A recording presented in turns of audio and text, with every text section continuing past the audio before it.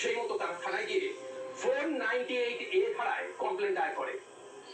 আর তারপর আমার নামে কেস করে দিয়েছে রে ভাই, কিন্তু কেসটা না উঠলে আমার চাকরি চলে যাবে, আমার সব শেষ হয়ে যাবে। ভাই তোকে তো সেই জন্যই বলছি, তোকে এবার ঠান্ডা মাথা সব কাজ করতে হবে। আর তোর চাকরি চলে যাওয়া মানে সব শেষ। তুই দরকার হলে মিনতির বাবা মায়ের পা ধর, গিয়ে ক্ষমা চা, যে কোনো প্রকার আমাদের কেসটা তুলতেই হবে। আর একবার কেসটা উঠলে তুই তোর নিজের ছন্দে ফিরবি, আর একবার ছন্দে ফিরলে তুই যা খুশি তুই তাই করিস।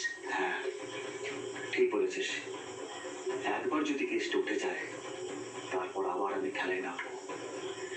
কেসটা তুলতে যদি ওর পায়ে ধরতে হয় তাও ধরবো, কিন্তু একবার যদি উঠে যায় কেসটা, আমি তোকে কথা দিচ্ছি ওকে আমি শেষ করে দেবো, একেবারে শেষ করে দেবো, শেষ করে দেবো গল্প।